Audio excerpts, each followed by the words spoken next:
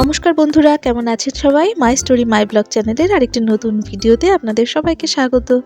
সকালবেলায় যে আমাকে রান্নাঘরে কাজ করতে দেখছেন, সকালের কিছু কিছু কাজ হয়ে গেছে, সকালের বাসি কাজ হয়ে গেছে, আর এখন আমি চলে এসেছি রান্নার জন্য। আজকে টাইটেল দেখে বুঝেই গেছেন যে কি বিষয়ের উপর আমি আলোচনা করতে চলেছি। খুব সামান্যই আলোচনা করব, খুব বেশি কিছু না।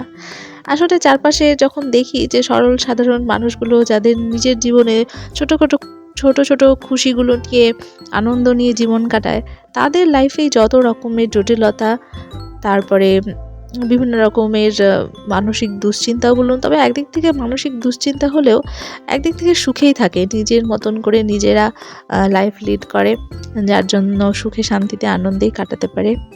কিন্তু এই ধরনের সরল মনের মানুষগুলো না খুব ভুল করে। তার মধ্যে একটা বড় ভুল হচ্ছে মানুষের অভিনয় বুঝতে পারে না।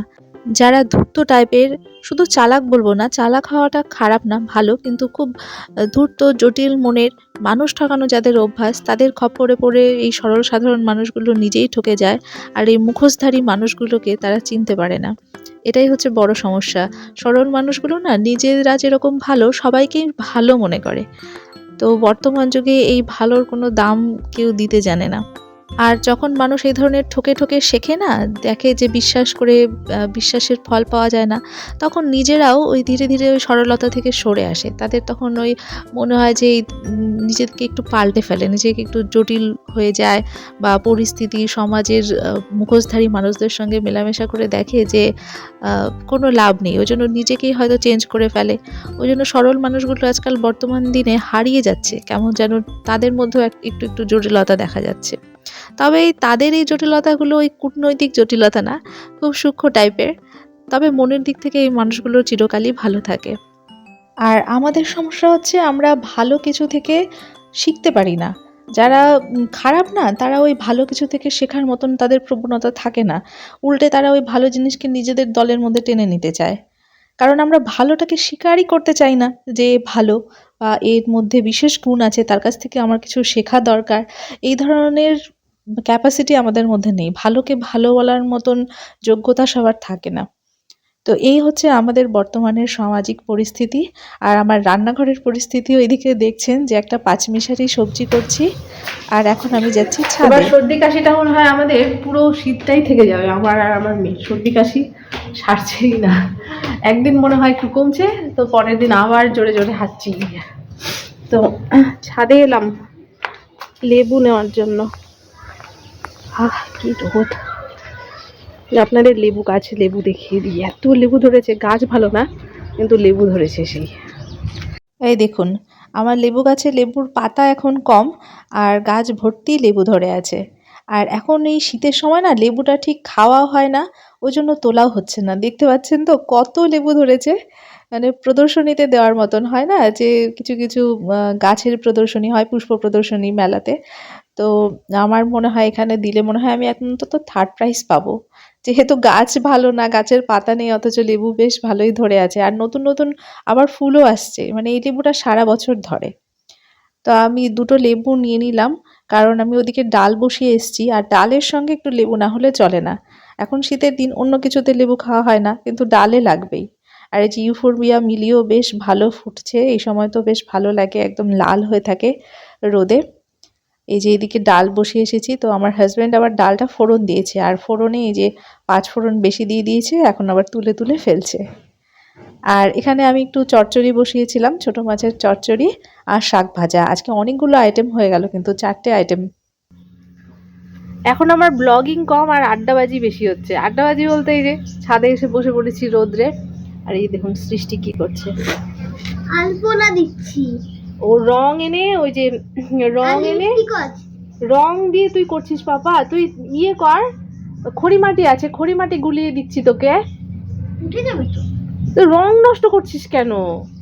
এটা তো আমার না। তোমার না মানে তোমারই তো রং এটা। আমার না। তাহলে এরকম ঈশান দাদা আরেকটা কিনেছে। হ্যাঁ, কে? ঈশান দাদা। হ্যাঁ, তো ঈশান দাদা গিফট করেছে তোমাকে? না, তাহলে কিছুদিন আগে, মানে রং কেনার কয়েকদিন পরে, সাদা রং তার লাগবে না বলছে, তো তারপরে আমাকে দিয়ে দিয়েছে। তো সেটাই তো বললাম, ঈশান দাদা গিফট করেছে তোমাকে। গিফট করেনি, লাগবে না শুধু। তো গিফট করেছে জন্য তুমি এইভাবে নষ্ট করবে সিমেন্টের মধ্যে দিয়ে দিয়ে? আমি আলপনা করছি। আলপনা করছি। এই যে ছাদে এসে বসে আছি আর হলো গিয়ে টাইম পাস করছি। ব্লগিং এর কাজকর্ম তো সব মাথায় দিয়ে বসে আছি। আমার সত্যি ঠিকঠাক এখন ভিডিও করা হচ্ছে না, আর ঘর বাড়িও অনেক নোংরা হয়ে আছে। তো থাকুক, এখন একটু ঢিলেমি দিয়ে দিয়েছি কাজকর্মের মধ্যে। আর কাজকর্ম অল্প করব, আর সৃষ্টির উপরে আমার নজরদারিটা একটু বেশি দিতে হবে। সৃষ্টির কালকে বইগুলো খুলে দেখলাম যে বেশ টাফ এবার সিলেবাস, তো ওকে একদম পুরো টাইম করে পড়াতে বসতে হবে, না হলে কিন্তু পিছিয়ে যাবে আমার মেয়ে। আর হচ্ছে ওর পার্টিসিপেট করার কথা, প্রোগ্রাম আছে আমাদের এখানে কম্পিটিশনে। তো কবিতা আবৃত্তি আর হচ্ছে গান, এই দুটোতে, আর ছবি আঁকা। তো এই দুটোতে দেওয়ার কথা ছিল। তো ওর সর্দিই সারছে না, সর্দি কাশি না ছাড়লে আমি গানে কেমন করে ওকে পার্টিসিপেট করাবো? বাবা তুই করতে পারবি গান? জানি না। জানি না, নাক দিয়ে কথা বেরোচ্ছে। আজকে হচ্ছে 2 দিন, আজকে কি বার? আজকে কালকের পরের দিন আবৃত্তি, মানে পরশু দিন আবৃত্তি, আর তারপরের দিন হচ্ছে গান। কি করে সম্ভব? বাড়িতে প্র্যাকটিসও হচ্ছে না গান সর্দি কাশির জন্য। তো পার্টিসিপেট জানি না কি হবে, করতে পারবে না মনে হয়। প্রাইজ পাওয়াটা তো বড় কথা না, অংশগ্রহণ করাটাই মেন, কিন্তু কি জানি কি করবে। তো রোদে তো বসে পিঠটা পুড়ে যাচ্ছে মনে হচ্ছে। তো কিছুক্ষণ আরাম করি, তারপরে আবার ঘরে যাব। আর এদিকে দেখুন ফুলকো ফুলকো লুচি ভাজা হচ্ছে। তো আমার নিজের পরিশ্রম অনেক কমে গেছে, তার কারণ আমার এখন অনেক হেল্পার জুটে গেছে। এই যে ভাস্তি, ওই হচ্ছে আটা মেখে ময়াম করলো, বেললো, এখন ওই লুচি ভাজছে।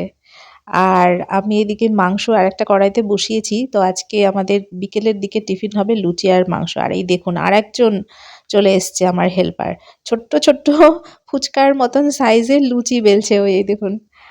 তো সৃষ্টিও এগুলোই ভাজবে বলছে, আর এগুলো ও খাবে।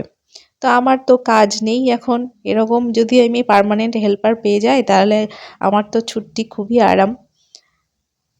তো ও ওই যে এখানে বকবক বকবক করছিল, তো আমি বললাম যে তোমার ভয়েস কিন্তু দেবো না, কারণ চিমনি চলছে, আওয়াজ হচ্ছে, কেউ শুনতে পাবে না, মিউট করেই দিতে হবে। আর এই যে এখানে আমার চিকেন কষা হচ্ছে। তো আমরা এক জায়গায় গেছিলাম, সেখান থেকে ফেরার পথে মাংস নিয়ে এসেছি, এনে বাড়িতে নিজেরা এই যে পিকনিক করছি, একদম ধুয়ে, পিকনিক না, ওই নিজেরা নিজেরা রান্না খাওয়া মানে পিকনিকই বলতে পারেন। তো এই যে আমি চশমাটা মাথার উপরে দিয়ে নিলাম, কারণ হচ্ছে চোখে চশমা থাকলে না ক্যামেরার সঙ্গে খুব রিফ্লেক্ট হয়, তখন ভালো করে দেখা যায় না। তো ওই যে ওইদিকে ভাস্তি খুব ব্যস্ত ওর লুচি ভাজা নিয়ে, তবে খুব ভালো করছে, এই বয়সেই একদম ফুলকো ফুলকো লুচি ভাজছে, সবগুলোই ফুলে উঠছে ওই দেখুন। মাঝে মাঝে এরকম কেউ যদি লুচি ভেজে দেয় তাহলে বেশ ভালোই লাগে খেতে, কারণ নিজে পরিশ্রম করে ভেজে তারপরে রান্না বান্না করে খেতে তখন আর টেস্ট থাকে না, আর কেউ করে দিলে তখন মনে হয় সেটা খুব বেশি টেস্টি হয়। আর এদিকে রাত্রিবেলা, এটা রাত্রে আমরা এখানে টিভি দেখছি, বজরঙ্গি ভাইজান মুভি চলছিল। তো আর এখানে আমার বাম দিকে এই যে আমার শাড়ি জামা কাপড় সব এলোমেলো হয়ে আছে, কিন্তু এগুলো এখন আর করব না, এখন এই যে বসে বসে আরাম করে একটু সিনেমা দেখবো, তারপরে একটু পরে ঘুমোতে যাব। আর আপনাদের আমার আজকের এই ছোট্ট ভিডিও কেমন লাগলো কমেন্ট করে জানাবেন, আর যারা নতুন দেখছেন তারা ভালো লাগলে অন্য ভিডিওগুলোও দেখুন, আর তারপরে চ্যানেলটাকে সাবস্ক্রাইব করে রাখবেন। দেখার জন্য অনেক অনেক ধন্যবাদ।